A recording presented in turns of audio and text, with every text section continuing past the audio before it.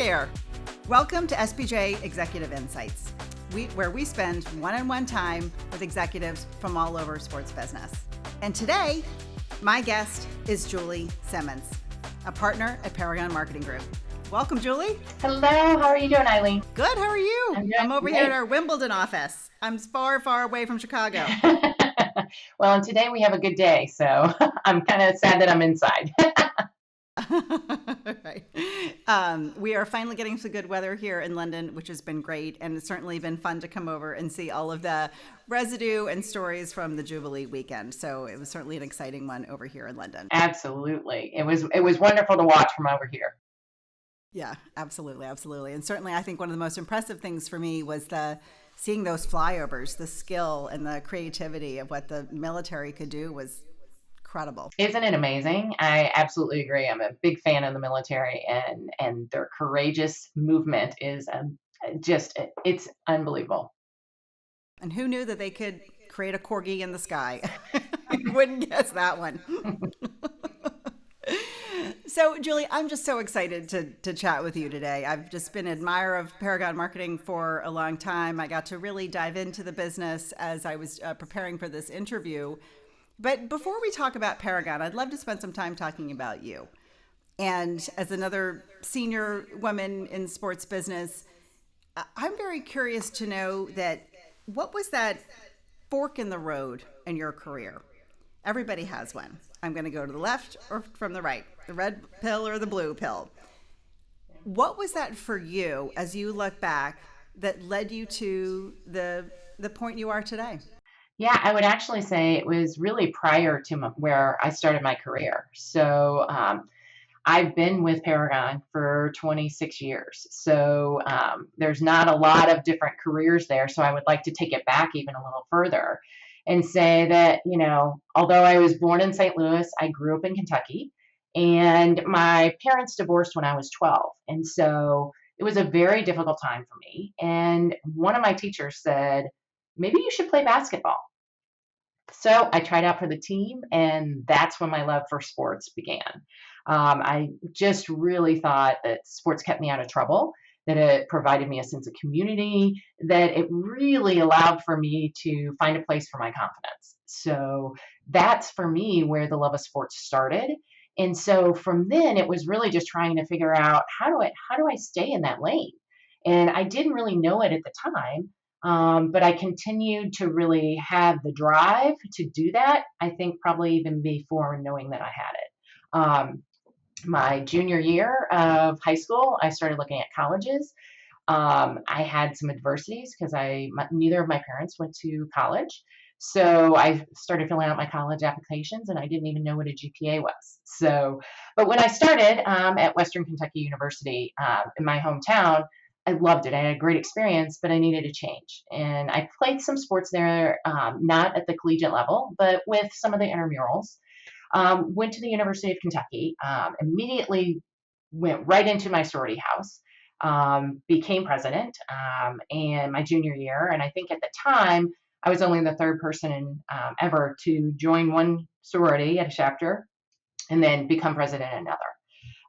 So it was very unique, I think, for me to try and find those leadership opportunities. From some of the contacts that I had there, I ended up working for an advertising agency. And of course, it was for free, coming right out of school. But they did sports sponsorships. I didn't even know that was a thing. And so for me, that's where I said, this is what I want to do. How do you just make a career out of that? So I started doing some research, and I found that I had a couple of friends from UK that were actually at U of I in their marketing department. And so contacted them. They said, hey, come on up. We have some assistantships, graduate assistantships open. Why don't you come and look at that? Let's tour around the campus. So I did.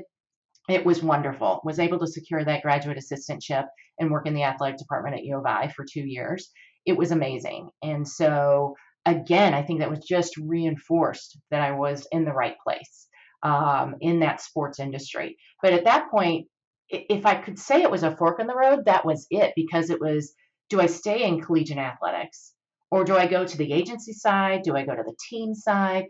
you're coming out of there with so much information. And quite frankly, at U of I, with it being such a large college, you had a lot of contacts that you could reach out to. So I did reach out to one of our alums and that had come back quite a bit for touring some of the facilities.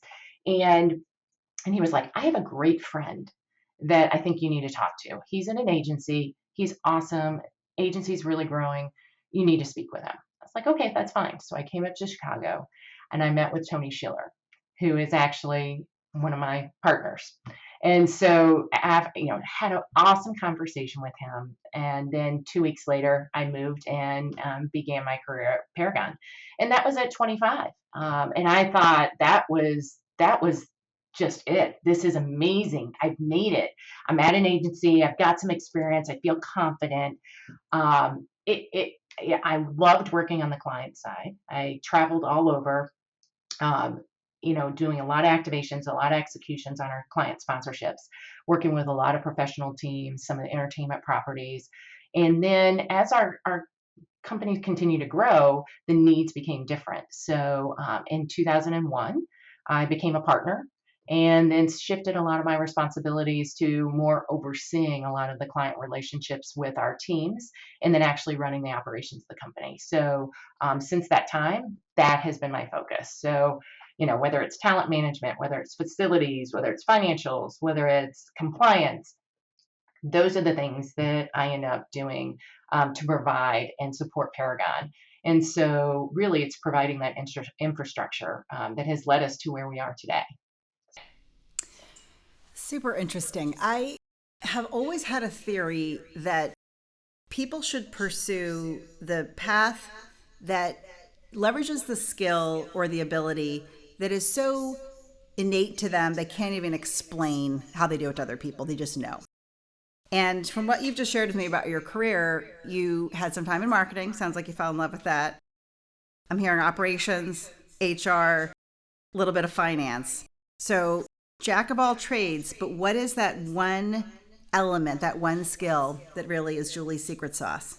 Gosh, I would say if it's only one, a lot of people would say that I work really hard, that I'm tenacious. Some people say that I survive and I thrive. I think you present me with a challenge, and that's where I'm going to step up.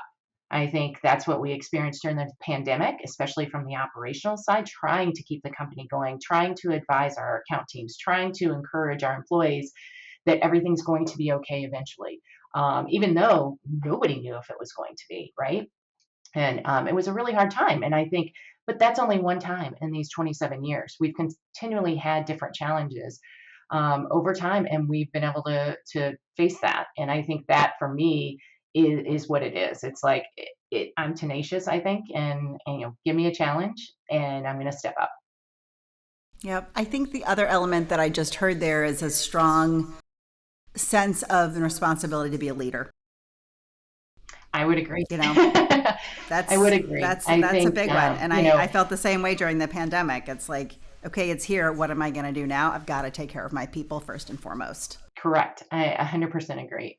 And then last year we had a business transaction where there were four partners, and three of us bought out one of them.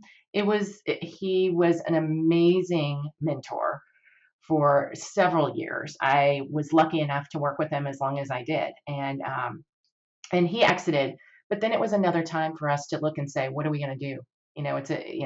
Although there's still the three of us that were from the original, it's a different dynamic now. So I think that's another challenge that we've had to face, and it's been really exciting this past year to set Paragon up for the next 25. How do you see the culture of Paragon changing post-pandemic and post this transaction? I think, our people have had to be really tolerant, quite frankly. I think with the pandemic, it really we already had a work from home situation where our people traveled so often that if they had to catch a flight beforehand or after, with events, that's just the way it works. You don't get a normal weekend, you don't get a normal work day.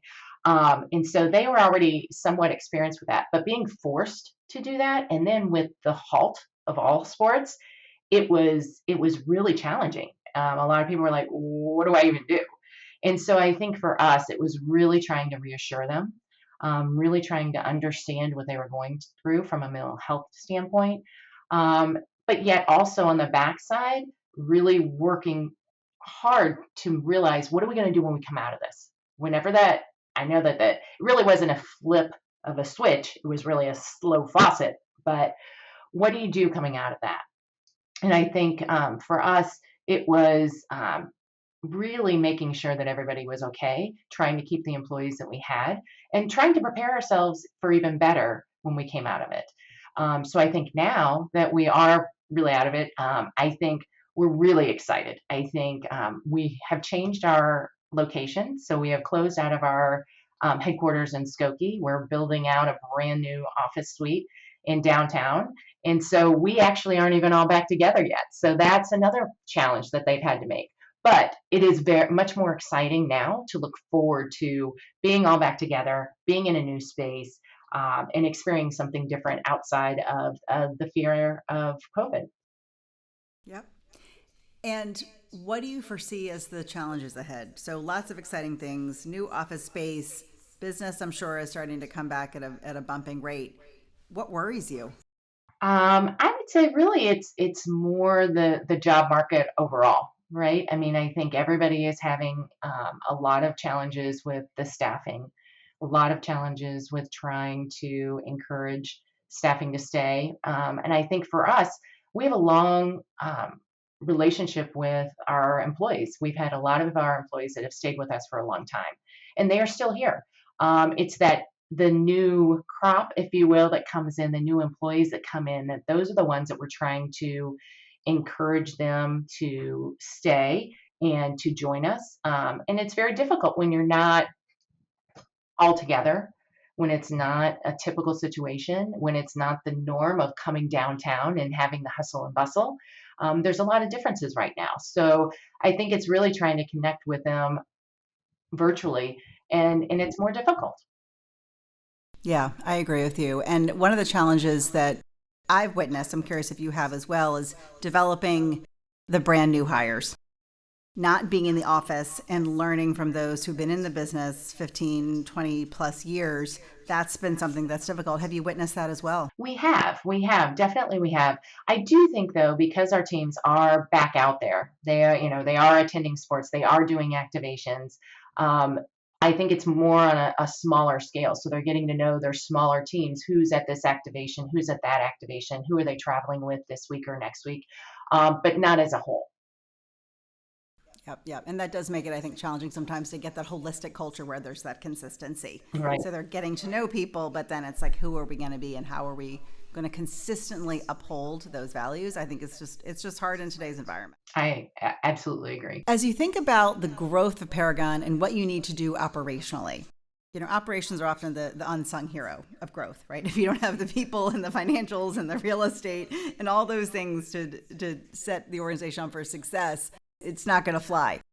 So what do you need to do now? So if Paragon's growth goals are domestic and international, we'd love to hear more about them. How do you, from an operations standpoint, set the organization up to succeed against those goals? Yeah, so that's what's really exciting, as I mentioned before. So we do have our new office space that we'll be moving into at the end of the year.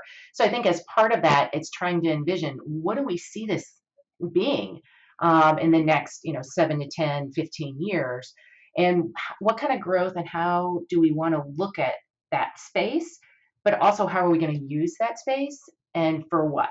And so I think for us it's really challenging ourselves to say, how can we take what we currently have, which is amazing, and build upon it. So I think some of our goals are that we're really gaining taking some of our aspects of our social and media content and our television production background and really looping those into more a formalized umbrella of Paragon Studios and trying to expand those capabilities. I think so for me as an operations person, we're looking at where are those facilities? Do we need a studio booth? Is this going to be out and about? Do we need to invest more in equipment? Is it people? Is it both? I think also we have an expansion in sales that we want to do. We've traditionally looked at our sales effort focused on our media and our sponsorship assets with ESPN and around our high school sports television. We want to further that through our third-party sales representation and looking at, whether it's patches, jersey patches, and looking at some of the professional teams to see what other kind of branding assets do they have on the uniforms or in the stadium that we can try and expand. And so looking at those different sales capabilities. And then I think also the final thing, which I really love, and I shouldn't say final, but final for now, is the amplification of our girls' high school sports. So last year we launched the girls' high school series on ESPN. And from a big picture perspective, we televised nationally ranked #1 high school teams in both volleyball and basketball. And we had over 50 D1 recruits across four different tournaments, and volleyball, basketball, and then three basketball tournaments. So it was amazing and really excited to try and expand on that. We're already looking at partnering with a couple of the other top tournaments that are already established to try and bring those into the fold as well. So I think that's something that is of great interest now, and then also will forecast into the future. Yeah, well, certainly given what you shared with me about your early days and how, being a young high school female athlete was something that was so pivotal in your life experience, I can see how that definitely resonates. As you think about the expansion into youth sports, and certainly from what we see in Sports Business Journal as just a major trend in an area that is just poised to go bananas, how do you think from the management of clients and what you need to do, you need to be poised to even further support the growth of what your clients are probably going to expect in terms of investment in youth sports? Yeah, I think it really lends to the diversity of our group, because I feel like we really need to be able to connect with different athletes, consumers, parents, whatever, coaches. And I think that is one aspect that we already have a great diversity program. We've really been focusing on that and have for a long time. But I think that is even going to be more important going forward, to really draw those people in and make them feel and really, if you will, understand Paragon's culture, so that they can really go out there and be Paragon ambassadors to these different groups to really draw them in. It's a very good point. I imagine that your clients and their end customers want to make sure that folks look like them, Hmm. and that they can have the right people who are Paragon employees that they can really relate to. Correct. Yes. Makes total sense. So I've got a fun one here for you. Okay. If you were going to chuck it all, I can tell that you're a hard worker, love your job, but if you were going to just do a hobby of yours, so if you were going to do the one thing that is non-work related, that's your passion, what would it be? Oh gosh. I'd probably do a lot more working out. I love to work out. I love movement. I think health and wellness is extremely important. I'm actually a breast cancer survivor, so I really feel that making sure that your health is a priority is paramount. And so I think I would devote even more time than I do now to being a little bit more consistent, or maybe even expanding the events and races that I've ever competed in and doing. But I would have to say that I do not sit still. My husband is really worried about if and when I ever retire. And so I do have a passion for reading. And so I do think that I told him, I said, I think I'll just have to volunteer at a library, so that I can constantly be around the books, understand, be able to talk with people. But then from the love of being organizational, I could put books away all day long. I love it. Well, you're certainly welcome in my house, which is basically a train wreck. So tell me, what are you reading right now? Oh gosh, I'm just now finishing Lessons in Chemistry. It is amazing. I highly recommend it.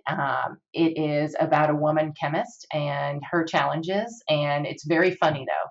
Comes in different ways, and I think her challenging that field in and of itself and how she manages her adversity in a comedic way is so fun to read, but yet empowering.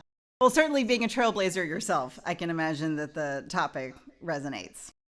Oh, I love it. I do. I really like to try and find a lot of strong female leaders in history and now. And there's so many out there that I just love it.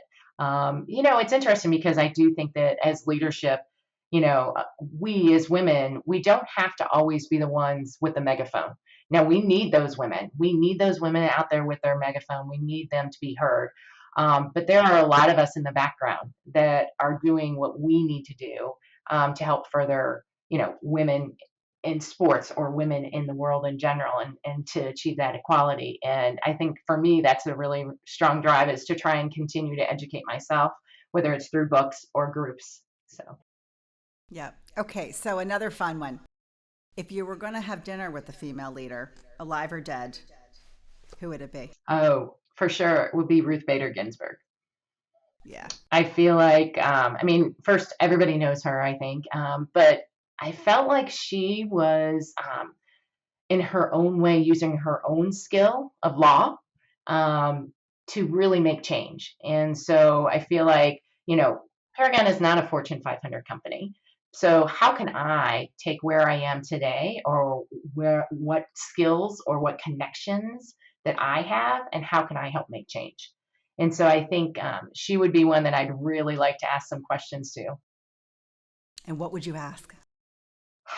Really, how did you get over the fear of being different and to really be able to stand up? Because I think, as you know, her voice, she was a small stature woman, right? She did not yell. She actually was pretty soft spoken. Um, and how did you get past that? How did you get past being soft spoken enough to be heard and in such a magnitude? Yeah, certainly. I, as a fellow ballet, I'm sorry, excuse me, opera fan, why I just said ballet, I'd love to know what was her favorite opera. Oh, for That sure. is, that's really the one I'd want to ask because I always thought her relationship with Scalia was so fascinating, that friendship and how they would hit the DC scene and check out all the operas and we're both such fans. I think it was fascinating. Oh, Great yeah. friendship. Yeah, I agree. I think it was great that she had such different interests that she brought out and allowed people to see as well. Yep, agreed. Well, Julie, it's been a wonderful conversation. And congrats on all you've accomplished. I know you were holding that fort together during the pandemic, and I know you're going to hold that fort down in the future for whatever awesome things come Paragon's way. I look forward to seeing you in Chicago next week, and thanks for your time. Great. Thanks so much, Eileen.